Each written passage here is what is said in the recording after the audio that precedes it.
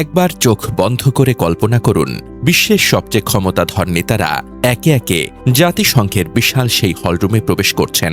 আমেরিকার প্রেসিডেন্ট, ভারতের প্রধানমন্ত্রী, রাশিয়ার প্রেসিডেন্ট, চীনের প্রেসিডেন্ট, সৌদি আরবের ক্রাউন প্রিন্স, ইউরোপের প্রভাবশালী রাষ্ট্রনেতারা সবাই বিশ্বের সবচেয়ে গুরুত্বপূর্ণ কূটনৈতিক মঞ্চে নিজেদের দেশের পক্ষে বক্তব্য দিতে প্রস্তুত। কিন্তু বক্তব্য শুরু করার আগে তাদের সবারই একটি কাজ করতে হবে। তাদের তাকাতে হবে সভাপতির আসনের দিকে আর বলতে হবে, mister president, mister president, mister president. আর সেই মিস্টার প্রেসিডেন্ট যদি হয় একজন বাংলাদেশি, ভাবতেই কি গায়ে কাটা দেয় না? জি হ্যাঁ, ঠিক এমন এক ঐতিহাসিক মুহূর্তের সামনে দাঁড়িয়ে আছে বাংলাদেশ। সাইপ্রাসের প্রার্থী আন্দ্রেয়াস এস কাঁকোরিসকে পরাজিত করে জাতিসংঘ সাধারণ পরিষদের পরবর্তী অধিবেশনে সভাপতি নির্বাচিত হয়েছেন বাংলাদেশের কূটনীতিক ও পররাষ্ট্র বিষয়ক উপদেষ্টা খলিলুর রহমান। অনেকেই হয়তো ভাবছেন, সভাপতি নির্বাচিত হয়েছেন, এতে এত বড় বিষয় কি? আসলে বিষয়টি তার চেয়েও অনেক বড়। জাতিসংঘ সাধারণ পরিষদকে প্রায়ই বলা হয় পার্লামেন্ট অব হিউম্যানিটি, অর্থাৎ মানব জাতির সংসদ। বিশ্বের ১৯৩টি দেশের প্রতিনিধিরা এখানে বসেন, যুদ্ধ ও শান্তি নিয়ে আলোচনা হয়। আর সেই বৈশ্বিক সংসদের সভাপতির আসনে বসবেন একজন বাংলাদেশি। ভাবুন তো, বিশ্বের সবচেয়ে গুরুত্বপূর্ণ বার্ষিক কূটনৈতিক অনুষ্ঠান শুরু হয়েছে। হলরুমে উপস্থিত শত শত রাষ্ট্রদূত, মন্ত্রী, প্রধানমন্ত্রী ও প্রেসিডেন্ট। ক্যামেরার ফোকাস একটি চেয়ারকে কেন্দ্র করে। সেটি আর কারো নয়, বাংলাদেশের প্রতিনিধির চেয়ার।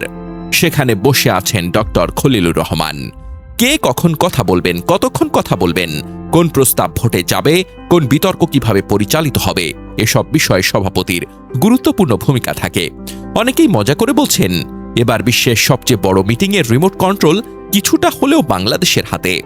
যদিও বাস্তবে সভাপতি নিরপেক্ষ ভূমিকা পালন করেন, তবুও এটি এমন একটি পদ যেটি বিশ্ব কূটনীতিতে অসাধারণ মর্যাদা ও সম্মানের প্রতীক। আরেকটি চমকপ্রদ বিষয় জানেন?